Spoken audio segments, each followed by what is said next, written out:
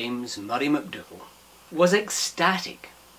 "Wullie, what happened to you? Oh, I'm so glad you're still here. This is my friend Hadley, by the way. I've told her all about you." Wullie grunted. "So this is the wee smarty pants you were telling me about?" Finn blushed. "Sorry, Hadley, I told you he was kind of rude." But Hadley was smiling. "You're just adorable, Mr. Gome. You're the cutest little dog-slobbered scruffball I ever saw. Finn, this is just too cool." Leaves, twigs and branches snapped in the bushes behind Wullie's head. They could hear barking and meowing approaching. "Get me away from that big puddin' of a dog," Wullie said. "I think he's got my scent again." Hadley giggled. "That daft big puddin' of a dog is a she, Mr. Gome, and her name is Riley." Wullie scoffed. "O'Reilly, is it? He'll be Irish then. I'm no surprised. That great lunk of a dog is as daft as a left-handed Irish toothbrush. Come on, let's get out of here." Wullie leapt off the wall and landed on Finn's shoulder. Dirt and drool started running down the back of Finn's neck. Hadley was delighted. "Let's take him to school, Finn. You can wash him off in the boys' bathroom. Come on, we're going to be late." Finn wasn't sure if he was ready to share Wullie with the world, but he had little choice in the matter. Wullie had already unzipped Finn's backpack and was climbing inside. Finn made Hadley swear that she would keep Wullie as a secret just between the two of them. "What happened last night, Wullie?" he asked as they set off down the lane. Wullie poked his head out of the top of the backpack and was making himself comfortable by holding on to Finn's hair. "I was just sitting there in your windowsill minding my own business. I had a good couple of fills of my pipe. I was thinking of my hair and of taking a dook at Lady Bay. I must have nodded off to sleep. Next thing I know, that cat's using me as a scratching board again. It knocked me right off the windowsill. I rolled down the roof and off the edge into the garden. The cat was down after me in a jiffy, so I had to run and hide. I was making for the fish pond because most cats I've met don't like the water. But I never made it in time. Your big daft friend O'Reilly found me running over the lawn. I don't know where he was planning to take me, but the cat chased him through the hedge to the neighbour's house." "Did you meet my dad?" Hadley asked. "Oh, I saw some lunatic pretending to be a statue, wearing pyjamas, if that's what you mean. But I can't say I introduced myself. I didn't exactly have time. Another muckle great brute showed up to get into the act. A big white torpedo it was, with a face that would scare its own mother. It looked like a squashed prune. You know, like it had run into too many walls."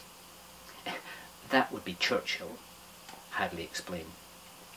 "So the big white torpedo prune scared off the cat, O'Reilly dropped me, and the next thing I know, Ugly Face is trying to bury me in the garden, and O'Reilly's trying to dig me out. That was when Pyjama Man grabbed a hold of me and chucked me back over the hedge." "Oh, you poor thing. Did you get hurt?" Hadley asked. "Hurt? Of course not. I was quite happy to be hurled away out the road of these lunatic animals. Your Uncle Shug told me he was bringing me to a nice quiet American neighbourhood. I didn't like his definition of quiet." The Magnolia Academy of Arts and Science was a dull, boring, square, solid old building surrounded by a high stone wall. The only entrance was through two massive iron gates, which were closed at 9 o'clock on the dot every morning, because that's when classes began. Several parent volunteers were always on duty, prowling in the playground looking for troublemakers. In Finn's opinion, the duties caused more trouble than they prevented. As Finn and Hadley approached the school, Wullie huddled further down inside Finn's backpack to avoid being seen, but leaving the top zipped open so that he could see and hear what was going on. The crossing guard was Mr. Finkelstein, a retired policeman who took great pleasure in making the children wait as long as possible before allowing them to cross, especially if he knew they were in a hurry. It was Finkelstein who closed the school gates at 9 o'clock and stood guard afterwards, letting cars in and out and taking the names of any students who arrived late. A bell started clanging outside the school, indicating that classes started in 5 minutes. "You ought to get up earlier in the morning," Finkelstein grumbled as he reluctantly let them pass. Inside the playground, groups of children gathered up their marbles, skipping ropes, frisbees and basketballs, and headed for the main door of the school. As they crossed the yard, Finn saw that a group of ditzy girls was moving to intercept them. It was what Hadley called the popular crowd, although Finn couldn't see why they were popular, since all they ever did was to sneer and be mean to kids who weren't in their group. Their leader was Tiffany Kisselbutt, a petite, skinny, blonde-haired girl with an upturned nose. Some people might say she was cute, if you happened to like the sneering, pouty, anorexic look. "Hey Hadley, isn't that the same sweater you had on yesterday and the day before? Don't you own any new ones? Or maybe your mom doesn't have time to wash your clothes. She's too busy taking tennis lessons from Luigi." The other girls giggled enthusiastically at Tiffany's hilarious remarks. Hadley kept walking. "Or maybe you can't find anything cute to wear in amongst all your secret exciting spy gadgets." Tiffany's followers erupted in laughter. There was just no end to their leader's dazzling wit. Hadley kept her head down and brushed past them on her way up the steps. Tiffany raised her voice. "Actually, girls, I was wrong. Hadley has changed her outfit today. It's not exactly the same sweater she had on yesterday. Today she's managed to get dirt and mud all over the sleeves. Isn't that a cute touch?" Hadley and Finn stumbled through the doors to escape the scornful squeals of laughter from the popular crowd. "How does she know about Luigi?" Finn asked. Hadley shrugged. "My mom and Tiffany's mom are so-called friends. In fact, my mom is always telling me that I should be more like Tiffany Kisselbutt. Nice, huh?" Finn shook his head. "You're just great the way you are, Hadley. Hey, I'll meet you in class. I need to go wash Wullie." Finn waited outside the boys' bathroom until the bell rang for classes to start. He didn't want an audience while he washed Wullie. 2 6th graders from the Drivelson gang ran out looking guilty. "What are you doing, McDougal? You better hurry or you'll be late for Latin." Finn stepped into the bathroom and looked around. There was no one standing at the urinal wall. The toilet stalls were all closed, and one of the taps at the sink had been left running. But the place was empty.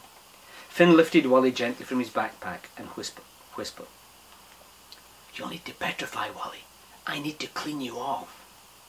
Wullie began to splutter in protest, but Finn dunked him under the running tap, at which point Wullie became hard and lifeless again.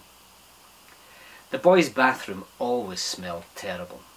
Urine puddles collected on the floor, and the toilets were often left unflushed, clogged up with paper towels. But as Finn dried Wullie off, he became aware of a new odour.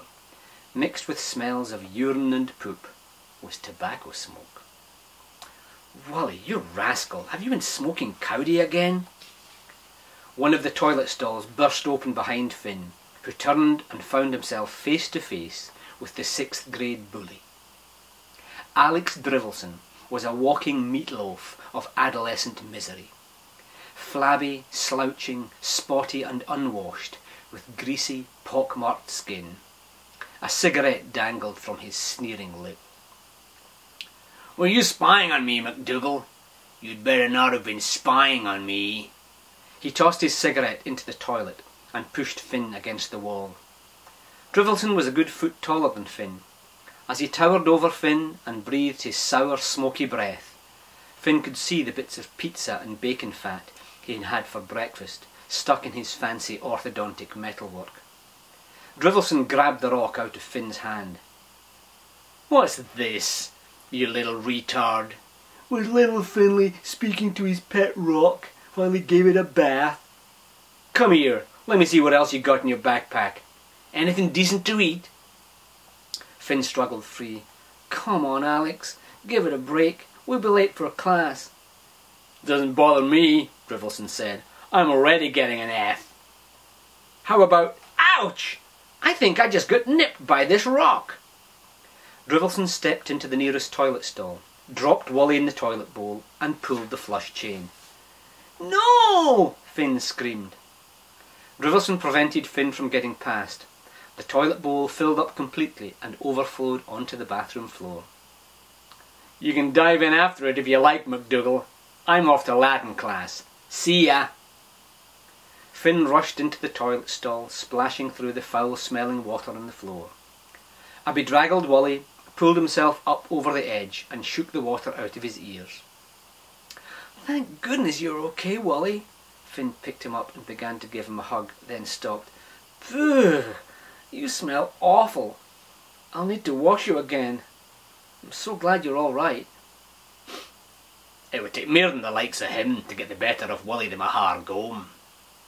Tell me, do you have any classes with that wee nyaff? I'd like to see him again.